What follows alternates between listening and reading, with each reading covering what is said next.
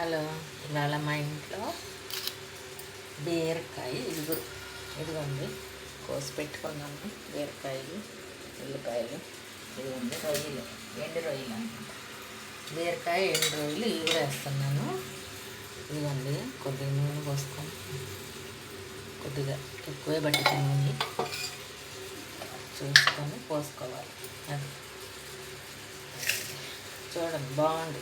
బీరకాయ ఎండు రొయ్యలు చాలా బాగుంటుంది. చూసుకొని చూడండి, విధానం చూపిస్తున్నాను.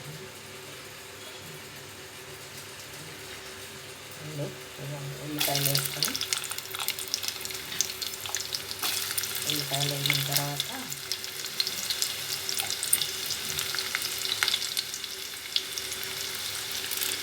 కరివేపాకు,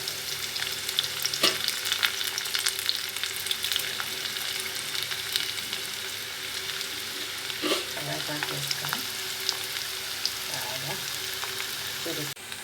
ఇవన్నీ బాగా కలుపుకొని చూడండి.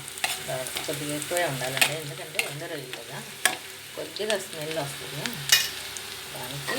ఇదిగోండి ఈ ఎండు రొయ్యలు కూడా ఈ నూనెలో కొద్దిగా వేసుకోవాలి. బాగుంటుంది అంటే మెత్తగా అయిపోకుండా కొంచెం గట్టిగా ఉంటుంది అన్నమాట.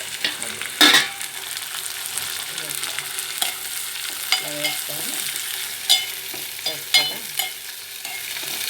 కొద్దిగా గట్టిగా ఉండాలంటే ఇట్లా వేసుకోవాలి.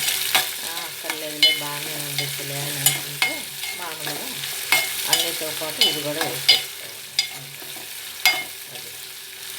అది వేగుతుంది చూడండి. బాగా వేగిన తర్వాత బీరకాయ ముక్కలు ఇవన్నీ వేసుకోవాలి. కొద్దిగా వేసుకున్నాం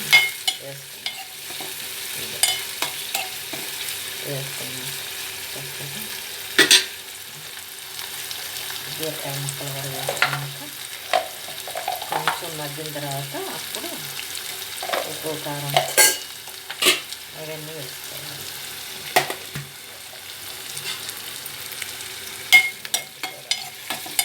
చక్కగా వేసుకున్నాం. ఏం చిదిరి అవ్వాలండి, ఎందుకంటే ఎండు రొయ్యలు కదా, బాగా ఎండబెట్టినవి కదా, చిదిరి అవ్వాలి. ఇదిగా ముక్కలు వేసుకున్నాం. బీరకాయ వేసుకున్నాము. చక్కగా మగ్గుతుంది. మగ్గిన తర్వాత కొంచెం కారం, ఉప్పు, కళ్ళుప్పు వేసుకోవాలి. కొద్దిగా నీళ్ళు వేయాలి కదా దీనికి, అందుకని కళ్ళుప్పు. లేకపోతే కొద్దిగా సాల్ట్ వేసుకోవాలి.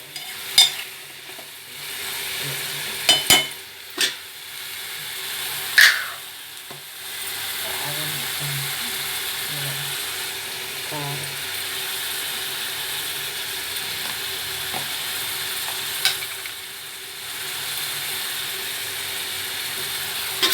పసుపు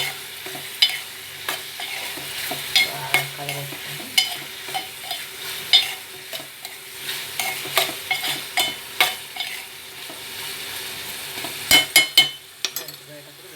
ఇదిగోండి నూనె చూసారు అట్లా పైకి తేలిందో.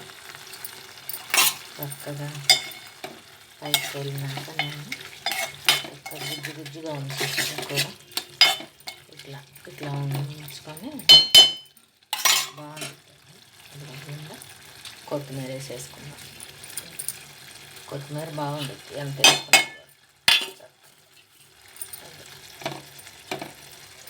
వేసేసుకొని పెట్టుకొని చక్కగా బాగుంటుందండి ఎండు రొయ్యలు, బీరకాయ,